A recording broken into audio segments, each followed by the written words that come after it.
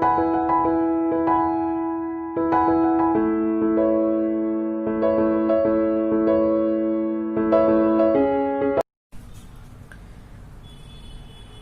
મિત્રો, ગયા લેક્ચરની અંદર આપણે આ ઉદાહરણ નંબર 1 જોયેલું. વર્તુળ આકારના ખેતરને વાડ કરવાનો ખર્ચ આપેલો હતો અને ખેડવાનો ખર્ચ આપણે શોધવાનો હતો.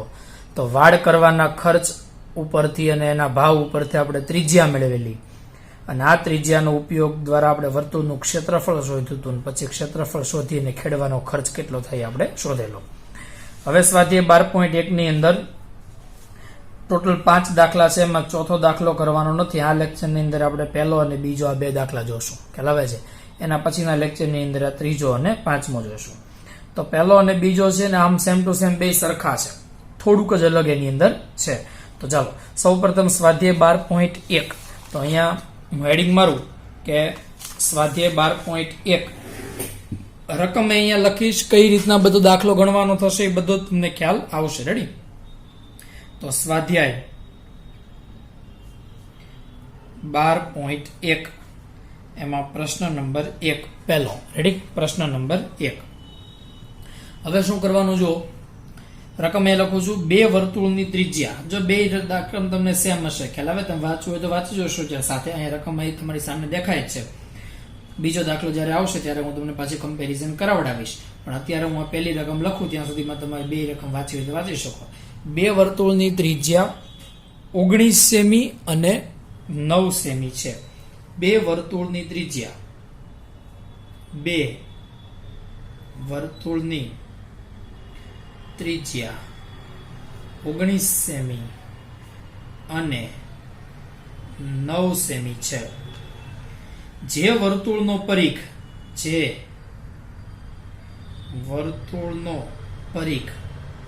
આ બે વર્તુળના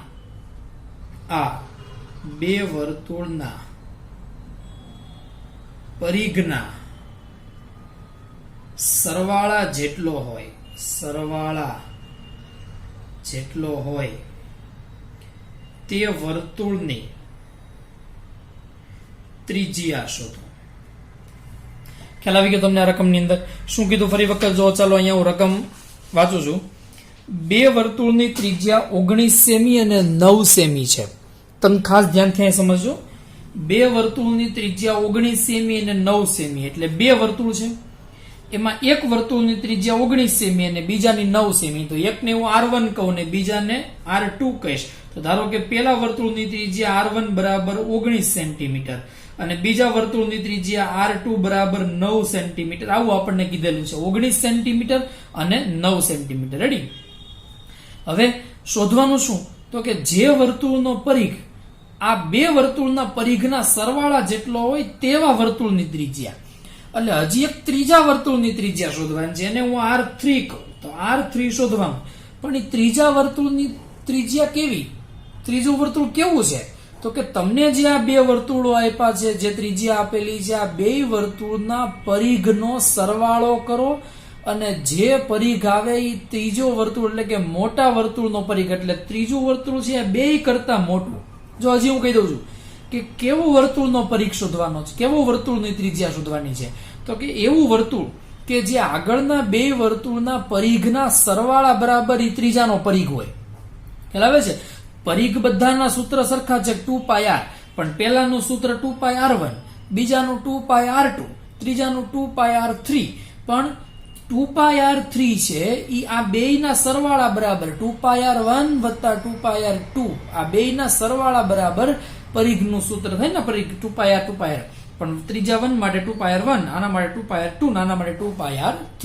તો ત્રીજું વર્તુળ જે છે આ બેયના સરવાળા બરાબર થાય એવું વર્તુળ છે ને એની ત્રિજ્યા શોધવાની છે. ખ્યાલ આવે છે?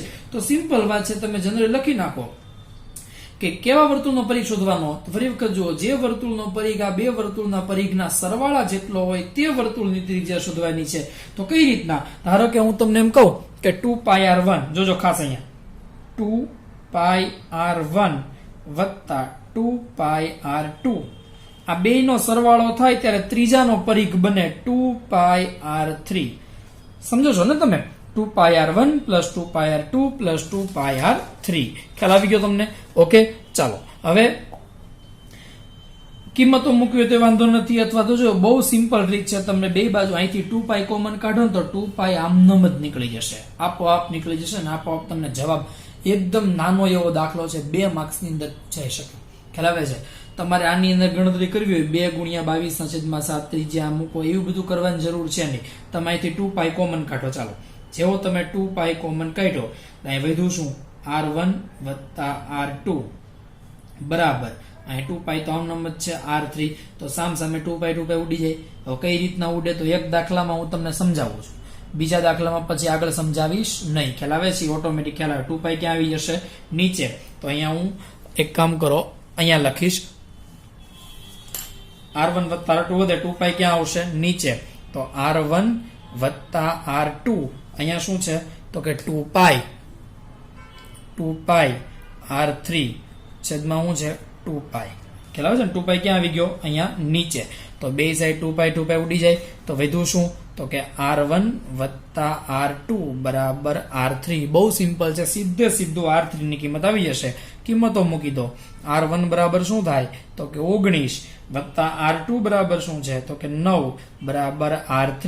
તો માટે R3 બરાબર કેટલું આવી જશે? અહીંયા 28 સેન્ટીમીટરમાં છે ને, સેન્ટીમીટર. ખ્યાલ આવે છે? કમ્પ્લીટ R3 બરાબર 28 સેન્ટીમીટર. જવાબ લખી દેવાનો. માટે તે વર્તુળની ત્રિજ્યા અથવા ત્રીજા વર્તુળની ત્રિજ્યા કેટલી થાય? 28 સેન્ટીમીટર થાય. માટે ત્રીજા વર્તુળની ત્રિજ્યા 28 સેન્ટીમીટર છે. ખ્યાલ આવી ગયો તમને? કમ્પ્લીટ. જો હજી એક વખત સમજાવી દઉં છું, કારણ કે આનો આવો દાખલો બેઠો છે. આ પરિઘ માટે છે, હવે આવશે ક્ષેત્રફળ માટે, પણ તમે અહીંયા સમજી જશો તો તમને ખ્યાલ આવી જશે. રકમ ફરી વખત વાંચું.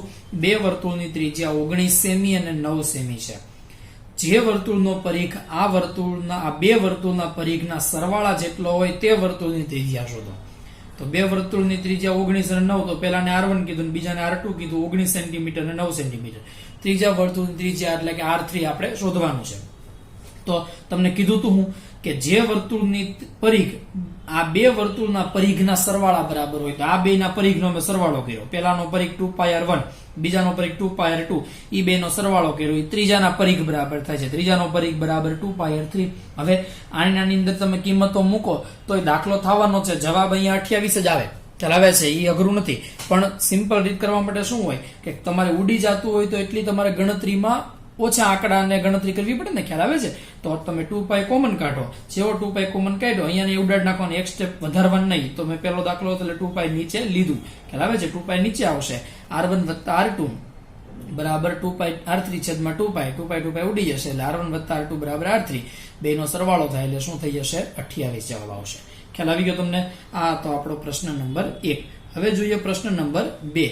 આની અંદર ક્ષેત્રફળ વાળી વાત છે. તમે જોશો એટલે ખ્યાલ આવી જશે. ચાલો, બીજું શું કહે છે? બે વર્તુળની ત્રિજ્યા 8 સેમી અને 6 સેમી છે. આની જેમ જ કીધું 19 સેમી 9 સેમી, તો આમાં 8 અને 6 છે. જે વર્તુળનું ક્ષેત્રફળ આ બે વર્તુળના ક્ષેત્રફળના સરવાળા જેટલું થતું હોય તો તે વર્તુળની ત્રિજ્યા શોધો. અહીંયા એમ હતું કે જે વર્તુળનો પરિઘ આ બે વર્તુળના પરિઘના સરવાળા જેટલો હોય. અહીંયા એમ છે કે જે વર્તુળનું ક્ષેત્રફળ આ બેના ક્ષેત્રફળના સરવાળા જેટલું. તો હવે જેમ પરિઘનો સરવાળો કર્યો અને ત્રીજાના પરિઘ બરાબર થાય, એમ હવે બેના ક્ષેત્રફળનો સરવાળો કરવાનો અને ત્રીજાના ક્ષેત્રફળ બરાબર થાય. આ રીતના સરખાવવાનું. પણ યાદ રાખવાનું, દાખલો સેમ ટુ સેમ નથી, સૂત્ર બદલાઈ જશે. આ પરિઘ છે એટલે 2πr વાળો દાખલો આવ્યો, અને હવે ક્ષેત્રફળ આવશે એટલે πr² વાળો દાખલો થઈ જશે. બરાબર છે? તો અહીંયા હું રકમ લખું. પેલા બે વર્તુળની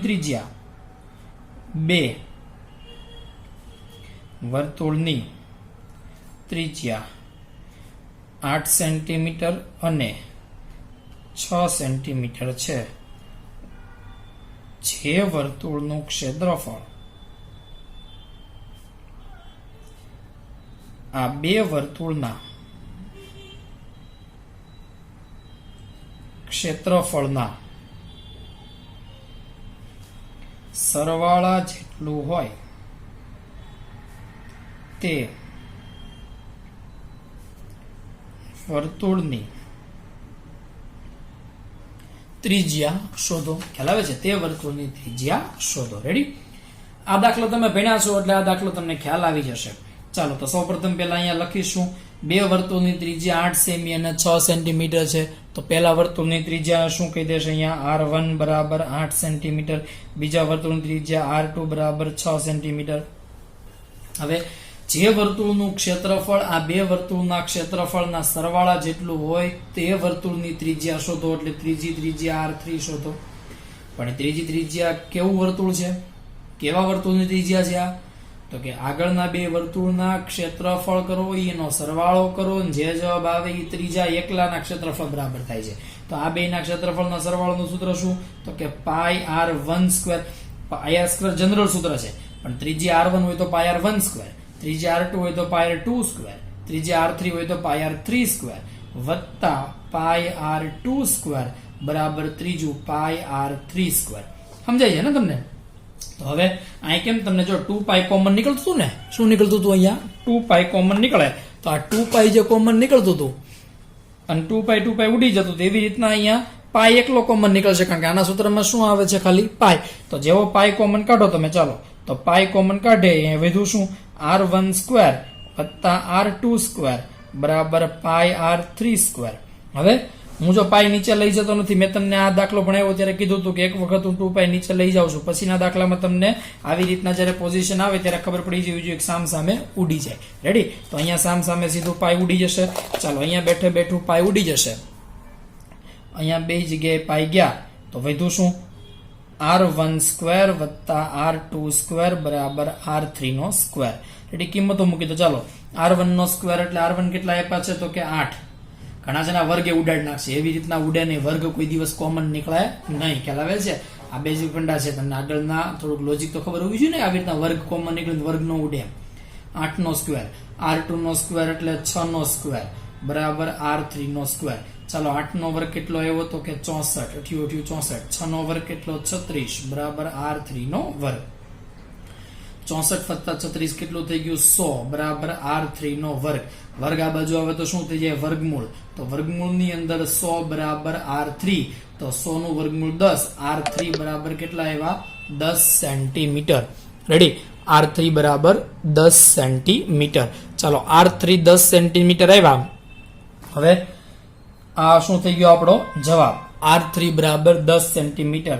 તો ત્રીજા વર્તુળની ત્રિજ્યા અહીંયા જેમ લખ્યું હતું એમ ત્રીજા વર્તુળની ત્રિજ્યા 28 સેન્ટીમીટર છે, એવી જ રીતે અહીંયા ત્રીજા વર્તુળની ત્રિજ્યા 10 સેન્ટીમીટર થાય.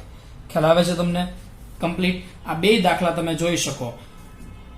અહીંયા પરિઘનો સરવાળો ત્રીજાના પરિઘ બરાબર હતો, અહીંયા બેના ક્ષેત્રફળનો સરવાળો ત્રીજાના ક્ષેત્રફળ બરાબર છે. ખ્યાલ આવે છે? કમ્પ્લીટ. આવા આ પ્રશ્ન નંબર 1 અને પ્રશ્ન નંબર 2 બે રકમ સેમ, એક પરિઘને લગતું હતું અને એક ક્ષેત્રફળને લગતું હતું. ખ્યાલ આવી ગયો તમને? કમ્પ્લીટ. આ અહીંયા સુધી રાખીએ, ત્રીજો દાખલો લેતા નથી કારણ કે ત્રીજો દાખલો છે એ થોડોક વધારે પડતો મોટો છે. ખ્યાલ આવે છે? રેડી? અહીંયા સુધી રાખીએ.